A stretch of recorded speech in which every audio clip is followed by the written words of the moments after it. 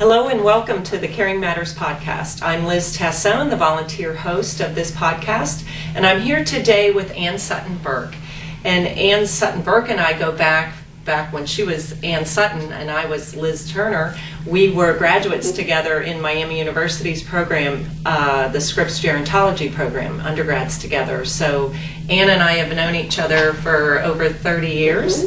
And she's been in the aging network here and has moved up the ranks quite well and has even been honored by Council on Aging's Outstanding Leadership Award.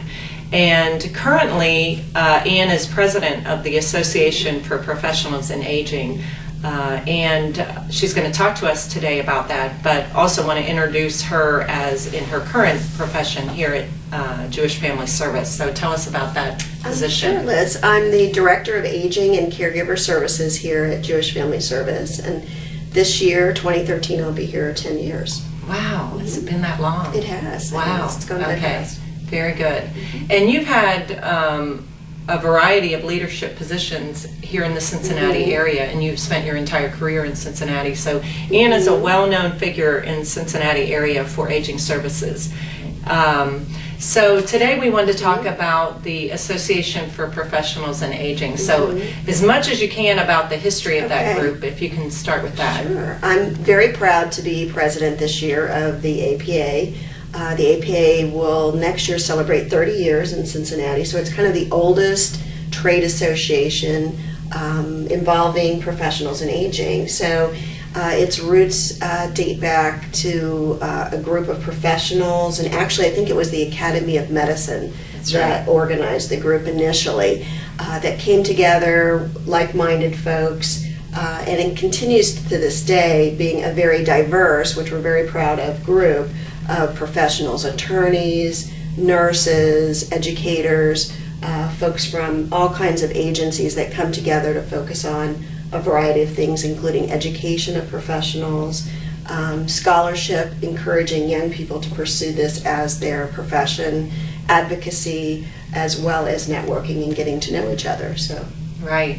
So we sponsor several events a year. Yes. So tell us about the events that are sponsored. Each year, right now, we do 2 educational events, spring and fall. In addition, we do an advocacy event in the summertime. We have 2 social get-togethers that are in the evening, and the event that you chair, which is our holiday and award luncheon, which is in December. That's right. That's right. So the education events typically will have a CEU attached to them as well. So professionals who are in social work or nursing, sometimes chaplaincy, I think we can also provide some CEUs on that as well. Yes. So the Council on Aging has been very supportive to us in helping us get that CEUs for the events in the past. We really try to have up-and-coming topics, unique topics, that maybe folks haven't heard about. And not everyone can get away for an all-day conference, either locally or out of town, so it's a chance to get together. These are usually in the morning, so before you go to work, come out for an hour, meet other professionals, and hear good educational information about the aging field. Right, and sometimes it's very local information about a particular program in our area, but also a lot of times it has some national trends to it as well. Very true. Being that we're the Tri-State APA, we do have good representation, particularly from Northern Kentucky. So we like to not just focus on what's going on in Ohio. For example, at our advocacy luncheon, we always have folks from the state of Kentucky as well to speak about what's currently going on legislatively in both states.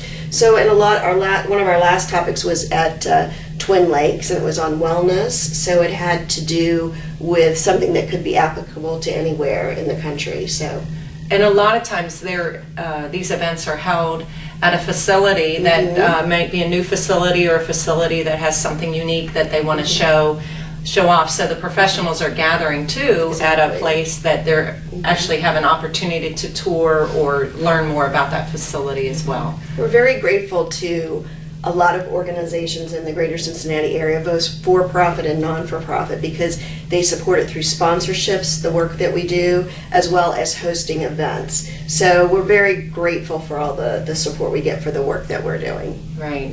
And that the end of the year event, that is the one where we actually give away some student scholarships. So a lot of students from the local universities here will apply for that scholarship. We give them scholarships, and then we also have the opportunity to honor leaders in our profession and service providers and projects.